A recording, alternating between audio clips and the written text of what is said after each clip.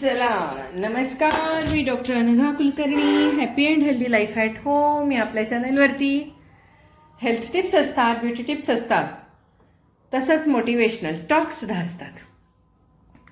बघा, हे आणि हे असं मॅचिंग केलेलं आहे. चहा पीत पीत गप्पा मारी बरं का.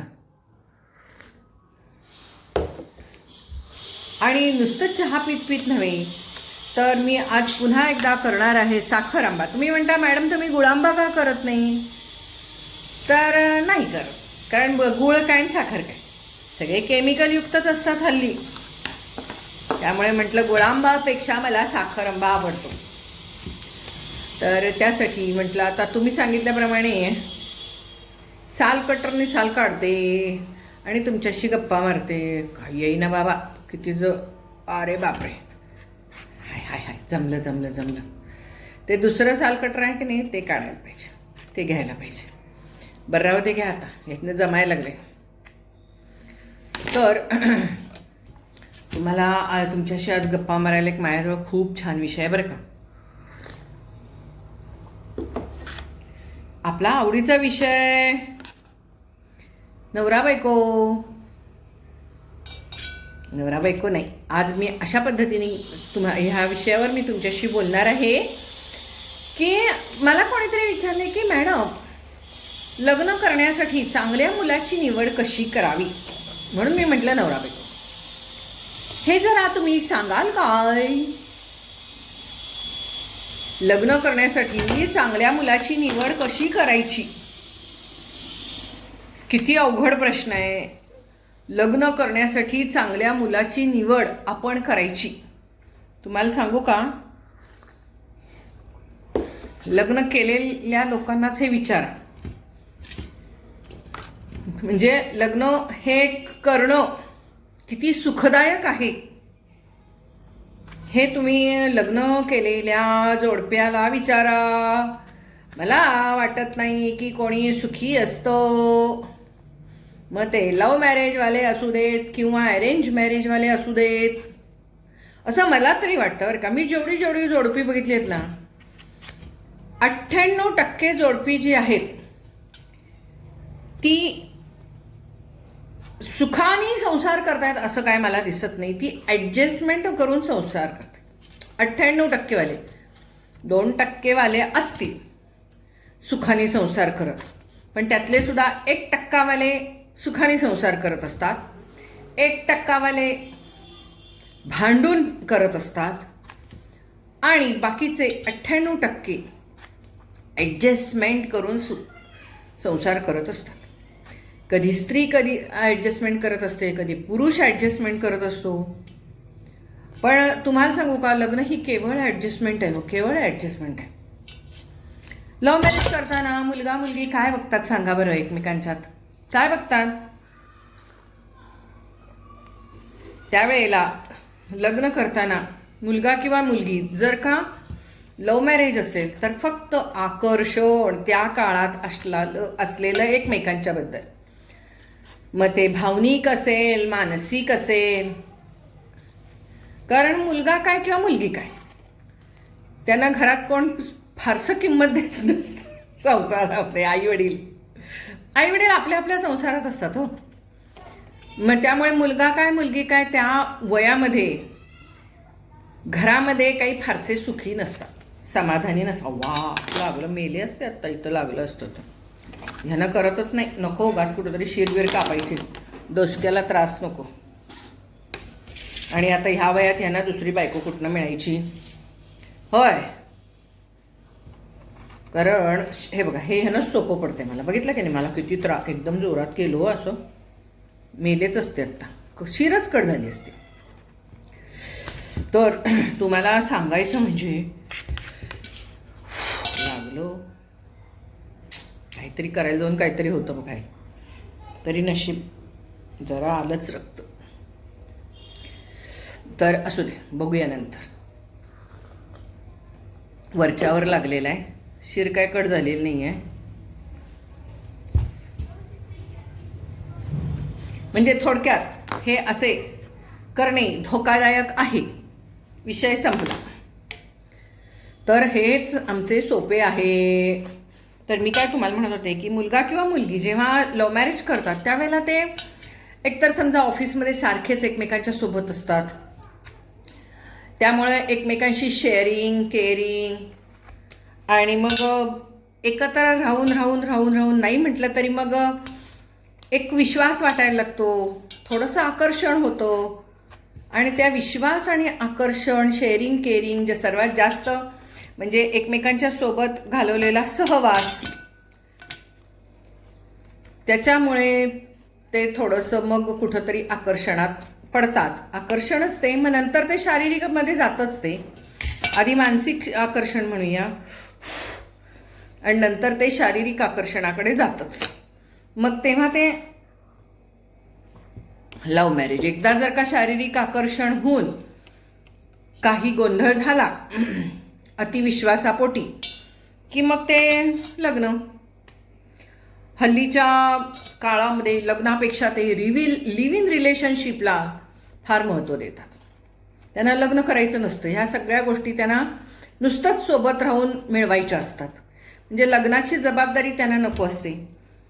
किंवा मुलीला असं वाटत असतं की मुलगा माहीत नाही किती दिवस आपल्यासोबत राहील, किंवा तिला असं वाटतं की काय माहिती याचा स्वभाव कसा आहे, काय कसं आहे. काही वेळा घरातनं परवानगी मिळत नाही, काही वेळेला इतर भानगडी असतात. तात्पुरतं त्यांना त्या दोघांचा सहवास छान वाटतो, पण कायमस्वरूपीसाठी कदाचित बरोबर नसेल हे सगळं असं वाटायला लागतं त्यांना. काही वेळेला कसं असतात की मुली करिअरिस्ट असतात,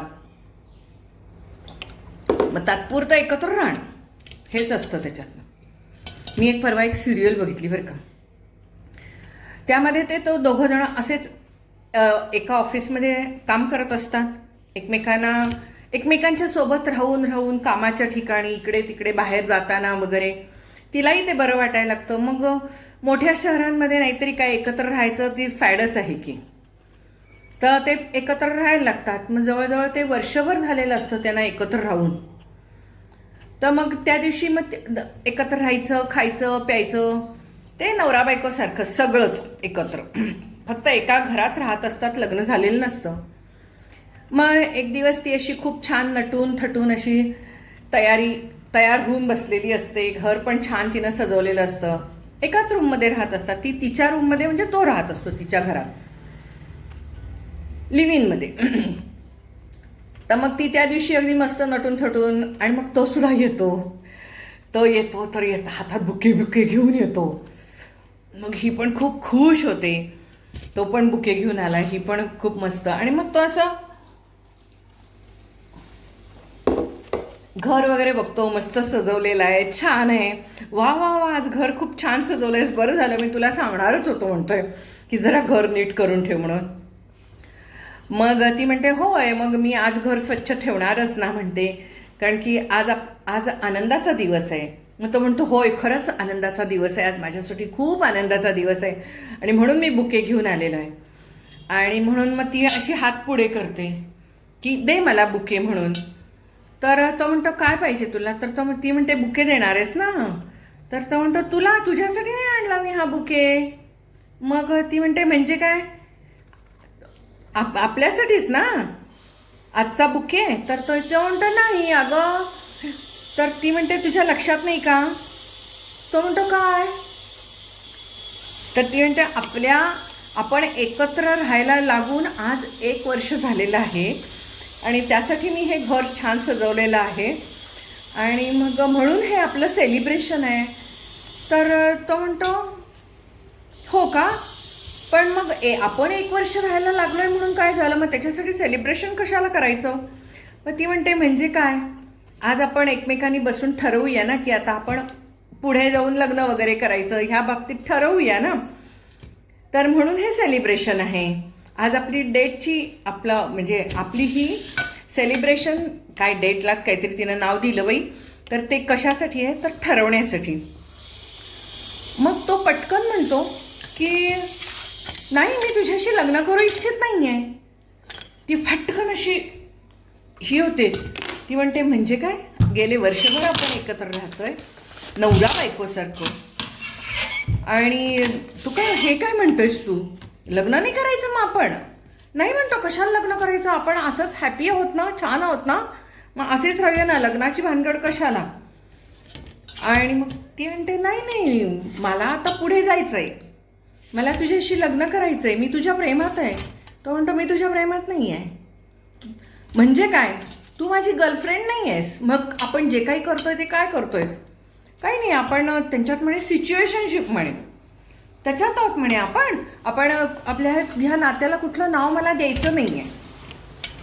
ती म्हणते याचा अर्थ तो मग हा बुके वगैरे कशाला आणलास. ती म्हणते आज माझी गर्लफ्रेंड यायची आहे. मग ती म्हणते म्हणजे माझी गर्लफ्रेंड आज इथं भेटायला यायची आहे मला, आणि मी तिला तुला भेटवणार आहे, आणि म्हणून मी हा बुके घेऊन आलेलो आहे. तिला काय कळतच नाही. ती फटकन अशी मागे ह्याच्यावर, तिथे कोच असतो सोफा, त्याच्यावर बसते. तू मला का भेटवायला आणायला लागलास गर्लफ्रेंडला. मग तुझं माझे इतके विचार जुळतात, सगळं छान आहे, आपण दोघं सगळ्या गोष्टी एकमेकांमध्ये शेअर करतो, आणि म्हणून मला माझी सगळ्यात आनंदाची गोष्ट मला तुझ्याशी शेअर करायची, असं तो तिला म्हणतो.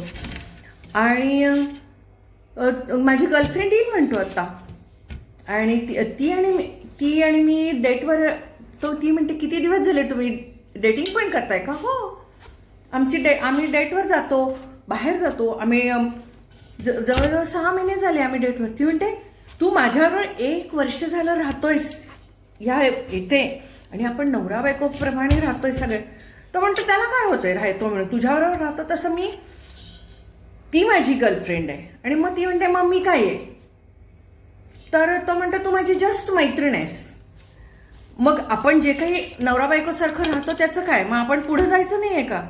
छे म्हणतो मला तुझ्यासोबत आयुष्य नाही काढायचं, माझी ती जी गर्लफ्रेंड आहे ना तिच्याबरोबर मला, मग आपण कशात आहोत काही नाही, आपण तात्पुरतं एकत्र राहतो कारण आपल्या दोघांना छान वाटतंय, मस्त वाटतंय, म्हणून आपण एकत्र राहतोय, असं तो तिला म्हणतो. आणि तिला खूप म्हणजे खूप धक्का बसतो. आणि ती म्हणते की नाही, मी तुझ्या प्रेमात आहे, आणि मला तू आवडायला लागलास, आणि मला आता असं वाटतं की हे निघे ना, मी जरा नंतर करते, तुमच्याशी आधी बोलते. त्यामुळे मला तुझ्याशी लग्न करायचंय, मला संसार करायचा आहे, आपली मुलं बाळं करायची आहेत, माझं करिअर तुझ्यासोबत मला करायचं आहे, कारण आपलं खूप छान बॉन्डिंग आहे, आपण एकमेकांना खूप चांगली मदत करतो आपल्या कामाच्या ठिकाणी पण. मग तो म्हणतं की ठीक आहे ना, तसं आपण नेहमीच करत राहू, पण मला लग्न नाही करायचं तुझ्याशी, आणि माझी गर्लफ्रेंड वेगळी आहे. ती म्हणते मग तू आपण रात्री करतो ते काय आहे. काही नाही, त्याच्यामध्ये काही नाही आहे, आपल्याला दोघांनाही आपण एकमेकांना आवडतो म्हणून या सर्व गोष्टी आपण करतो, असं तो म्हटल्यावर ती एक स्त्री असते आणि तिला ते खटकतं, तिला वाईट वाटतं. आणि ती म्हणते की बास, या क्षणी मी निर्णय घेते की हे आपण तोडूया. तो म्हणतो कशाला तोडायचं, किती छान चाललंय सगळं. तर म्हणते की नाही, हे घर माझं आहे, आणि इथं कोण राहील आणि कोण राहणार नाही हे मी ठरवणार, तू इथं या ठिकाणी आता राहायचं नाहीस, आणि कारण की मी तुला कुणाशी शेअर करू शकत नाही, आणि तुला एक आधार हवा आहे, आणि तो आधार तू माझ्यात सगळ्या बाजूनी शोधतोस, आणि मला तू आधार म्हणून नकोयस. मला आधाराची गरज नाही आहे, मला प्रेमाची गरज आहे, आणि मी तुझ्यावर प्रेम करते, पण आता मात्र मी हे शेअर करू शकत नाही, आणि तू जा आता, असं ती त्याला म्हणते. तेवढ्यात बेल वाजते. ती त्याचं सामान बॅग बाहेर आणून देते, आणि ती म्हणते की तू बाहेर जा, तिला आत घेऊ नकोस. असं ते एक घेतलेलं आहे. आणि त्याला त्याच्यात असं वाटतं की ह्यात काय एवढं तिनं घरातनं बाहेर काढण्यासारखं काय झालं. तो तिला सांगत असतो अगं आपण पहिल्यासारखंच राहूया, मी तिला घरी आणत नाही. पण ती म्हणते नाही, आता मला कळलं ना की 6 महिन्यापासून ती तुझी गर्लफ्रेंड आहे, तर आता मी तुझ्याबरोबर नाही राहू शकत. मग तो म्हणतो ठीक आहे, आपण नुसतंच राहूया, बेड शेअर नको करूया. म्हणजे इथपर्यंत यांच्या सगळ्या बोलणं होतं, गप्पा होतं. आणि हे आजकालचं मेट्रो सिटीमधलं तरुणांचं लाईफ आहे. त्यामुळे 98% ॲडजस्टमेंट करून लग्न टिकतात हा प्रश्नच हल्ली येईना झाला आहे. कारण मुलं मुली हे बाहेर त्यांना स्वातंत्र्य मिळालेलं आहे सगळ्याच दृष्टीने, आणि त्या पद्धतीने ते राहत आहेत. त्यामुळे जेव्हा मला एखादं कोणतरी मला असा प्रश्न विचारतं की मुलगा कसा शोधायचा, कसा पाहिजे लग्नासाठी, हे याबद्दल थोडं सांगा, तर नाही मी हे सांगू शकत. प्रत्येकाच्या अपेक्षा वेगळ्या. आणि तुम्हाला मी सांगते की हे लग्न ठरवणारे जे असतात ते सुद्धा हल्ली जबाबदारी घेत नाहीत नंतरची. लग्न ठरवली, लग्न झाली, हा एवढाच की मुलगा मुलीचं म्हणजे एकमेकांना ओळख करून दिली, त्यांचं ठरलं तर ठरलं. पण पुढे काय होईल, कारण पुढे सर्वांचे स्वभाव कसे असतील, काय होतील. पूर्वीसारखं हल्ली नाही आहे की एक नोकरी लागली, शेवट पेन्शन होईपर्यंत तीच नोकरी पुढे 30-40 वर्ष करणार आणि मग पेन्शन होणार, असं काही नाही आहे. मी तर एक कपल बघितलेलं आहे, IT मधला मुलगा. साखरपुडा अगदी जोरामध्ये झाला, अगदी ठरले, म्हणजे हे अरेंज्ड मॅरेज, साखरपुडा जोरात झाला आणि लग्नाच्या एक 8 दिवस आधी त्या मुलाचा जॉब गेला. त्या मुलाचा जॉब गेला आणि मग काय, मग त्यांनी काय करायचं काय ह्या लग्नाचं. तरी सुद्धा तो गेलेला जॉब त्या मुलाकडच्यानी, मुलगा म्हणला की नाही मी त्या मुलीला सांगणार, कारण की ITतला एक चांगला पैशाचा जॉब बघून तिनं माझ्याशी लग्न केलं असेल तर म्हणून त्या मुलीला तो घरी मी हे घडलेलं सांगते बरं का. आणि ॲक्च्युली ज्या वेळेला त्या मुलानं मुलीला सांगितलं त्यावेळेला मी तिथे होते. एक कोणतरी मोठं पाहिजे म्हणून किंवा एक काहीतरी असंच सल्लागार म्हणा, काहीतरी हितचिंतक म्हणून त्या ठिकाणी मी होते त्यावेळेला. तर त्यावेळेला त्या मुलानं सांगितलं की असं असं आहे आणि आता माझा जॉब नाही आहे, लग्न 8 दिवसावर आलेलं आहे, तर हवं असेल तर लग्न पुढे ढकलूया, म्हणजे मला जॉब लागल्यावर, किंवा मग हे लग्न मोडलं तरी मला चालेल, कारण की मी फसवून लग्न नाही करू शकत, कारण की मी आत्ता एक बेकार आहे आणि मला माहीत नाही दुसरं मला नोकरी कशी मिळेल, कधी मिळेल. त्या क्षणाला त्या मुलीनं एक 10 मिनटं घेतली आणि ती म्हणली की नाही, लग्न आहे त्याच दिवशी करूया. लग्नानंतर 8 दिवसांनी जर का तुमची नोकरी गेली असती तर मी काय केलं असतं, असं तो म्हणतो. की तो प्रश्न वेगळा होता, तुझ्याजवळ आत्ता चॉईस आहे, तेव्हा तुझं लग्न झालेलं असतं आणि आत्ता तुझ्याजवळ चॉईस आहे, तर तू असं भावनिक होऊ नकोस. आणि आपलं काही लव्ह मॅरेज नाही आहे, पण तरीसुद्धा त्या मुलीनं असा निर्णय घेतला की नको, आता आई वडील हे ते सर्वांनी काहीतरी गोष्ट ठरवलेली आहे, सगळ्यांनी हा निर्णय घेतलेला आहे आणि जे काय नशिबात असेल ते होईल, पुढे नोकरी लागेलच की तुम्हाला. आणि मी पण ती म्हणली छोटा मोठा जॉब करतेच आहे की, मी काय जॉबलेस नाही आहे, आपण राहू असंच, म्हणजे करू आपण लग्न. त्या लग्नामध्ये म्हणावं तर खरं सांगते की मुलगी आनंदी होती, पण मुलगा थोडासा सॅडच होता त्या दिवशी. मुलाकडचे आईवडील सुद्धा थोडेसे सॅडच होते. ते लग्न झालं, सगळं झालं. पुढे 1 महिना 2 महिने त्या मुलाकडे जॉब नव्हता, त्यानं जॉब केला, नंतर घेतला आणि आता मात्र लग्न होऊन सुद्धा एक 10 वर्ष झालेली आहेत. आता छान चाललंय त्यांचं. मुलगी पण जॉब करते, ती पण जॉब करते, तो पण जॉब करतो. आणि त्यावेळेला घेतलेला तिचा जो निर्णय होता, त्या निर्णयाचं मला त्या क्षणालाही कौतुक वाटलं आणि आजही तिचं मला कौतुक वाटतं की खरं त्यावेळेला तिनं निर्णय घेतला. मी तिला मध्ये पण एकदा भेटले होते, म्हटलं तेव्हा तू असा निर्णय घेतला होतास ग. तिला म्हणजे मी जाणीव करून दिली तिच्या नवऱ्यासमोरच की खरंच तू ग्रेट आहेस, हल्लीच्या मुली कशा आहेत. तर ती फक्त एवढंच म्हणली, नशिबात असतं ते काही कधीच चुकत नाही. आणि आमच्या घरातले माझे आई वडील वृद्ध झालेले आणि त्यांना कुठला त्रास द्यावा, त्यांना धक्का बसावा अशी माझी अपेक्षा नव्हती आणि म्हणून मी हे लग्न केलं. माझ्या नशिबात असतं काय वेडवाकडं तर बघता आलं असतं म्हणली, पण मला माझ्या आईवडिलांना त्रास द्यायचा नव्हता, मानसिक धक्का द्यायचा नव्हता असं ती मुलगी म्हणाली. पण खरंच आहे, नशिबात असतं ते लिहिली. त्या क्षणाला मला वाटलं बरं का की खरंच नशिबात असतं ते. मग तुम्ही म्हणाल का हे नशीब नशीब नशीब नशीब, पण तुम्हाला खरं सांगू का की खरंच जे काही असतं, घडायचं असतं ना, ते घडून जातं. आणि त्यावेळेला म्हणजे आपण नशिबात असतं ते चुकवू शकत नाही. राजाचा रंक होतो, रंकाचा राजा होतो. एखादं चांगलं व्यवस्थित चालू असतं, त्या ठिकाणी आपण काही वेळेला बघतो की ॲक्सिडेंट वगैरे होतो, एखादी दुर्घटना घडते, अशाही गोष्टी आपण बघतो. एखाद्या डिवोर्सच्या केसेस बघतो, अनेक गोष्टी बघतो. त्यामुळे लग्न करताना काय बघून लग्न करायचं हा एक फार मोठा प्रश्न आहे बरं का. आणि नशीब म्हणून कुणाच्याही गळ्यात माळ घालायची हाही फार मोठा प्रश्न आहे. लग्न करणं हाही मोठा फार प्रश्न आहे, कारण की पूर्वीसारखं नाही आहे आता की नुसतीच ॲडजस्टमेंट वगैरे. लग्न ही फार मोठी जबाबदारी आहे. पुढे मुलं होऊ द्यायची की नाही हे फार मोठी जबाबदारी आहे. पहिल्यासारखं सोपं राहिलेलं नाही आहे आता. पूर्वी सपोर्ट सिस्टीम असायची, आई वडील वगैरे, सासू सासरे. आता ती सपोर्ट सिस्टीम नसते. त्यामुळे सगळ्याच गोष्टी आता अवघड आहेत. लग्न ही संस्था सुद्धा अवघड आहे, लग्न टिकवणं अवघड आहे, लग्न ठरवणाऱ्या मध्यस्थ्यांचं अवघड आहे. सगळ्याच गोष्टी तशा अवघड होत चाललेल्या आहेत. मग तुम्ही म्हणाल मग एवढं निगेटिव्ह आहे तर मग काय करावं, लग्न करावं का न करावं? लग्न हे एक ॲडव्हेंचर म्हणूनच करा असं मी म्हणेन. तुम्ही नाही का ट्रेकिंगला वगैरे जाता तेव्हा तुम्हाला माहीत असतं इथं धोका आहे, स्लिपरी आहे, घसरडं आहे, जपून जावं लागतं सगळं, पण तरीसुद्धा छान वाटतं. एक आनंद म्हणून तुम्ही जाता.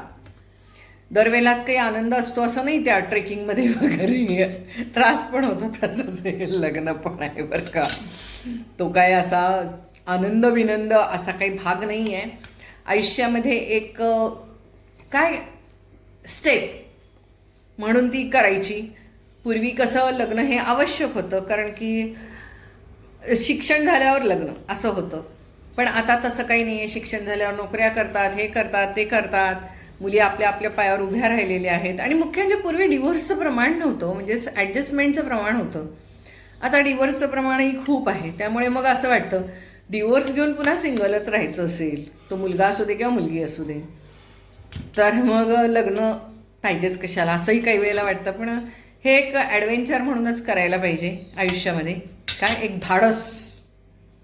आणि मग एखादं जेव्हा धाडस करता तेव्हा त्याच्यामध्ये सगळे हे येतात की ते कधी तुम्ही घसरणार, कधी पडणार, कधी छान वाटणार, कधी खर्चटणार, सगळ्या ह्या गोष्टी त्याच्यामध्ये होणारच.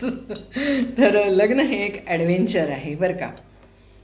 आणि सगळ्यात महत्त्वाचं ह्याच्यात पासच व्हाल असं काही नाही आहे. कारण हे बघा काही वेळेला सगळं छान असतं पण काही दुर्घटना घडून जातात. मग त्यावेळेला काय करायचं हेही आहेच ना. म्हणजे कितीतरी ठिकाणी बघितलेलं आहे, लग्न झाल्यावर 2-4 वर्षातच बायको मेली आहे, लग्न झाल्यावर 2-4 वर्षातच नवरा मेला आहे काही कारणामुळं. म्हणजे असंही आहेतच ह्या सगळ्या घटना. त्यामुळे लग्न हे म्हणजे ही एक काही शाश्वत फार मोठी गोष्ट आहे असं समजून करण्यापेक्षा एक आयुष्यातली ती एक घटना आहे, करावीशी वाटली तर करावी. आणि मग आपण म्हणू की असं कसं मग असं समाजाचं काय होईल, समाज पुढं कसा जायचा, मुलंच झाली नाही तर पुढं कसं व्हायचं. आता हे सगळं जे आहे ना हे मी तुम्हाला म्हटलं त्यामुळे ॲडव्हेंचर समजूनच करायचं. कारण पुढं काय होणार, कसं होणार हे खरंच खूप अस्थिर आहे आत्ता बरं का. त्यामुळे कोणीच कुणाची कसलीच शाश्वती देऊ शकत नाही. नुसती ॲडजस्टमेंट म्हणून सुद्धा उपयोग नाही, किंवा ॲडजस्टमेंट करणाऱ्यांचंही खूप काही चांगलं झालं आहे असं नाही, आणि ॲडजस्टमेंट न करणाऱ्यांचंही खूप काही चांगलं झालं आहे असं नाही, की खूप चांगलं झालं आहे असं नाही. त्यामुळे हे एक ॲडव्हेंचर आयुष्यातलं असं समजूनच करायचं.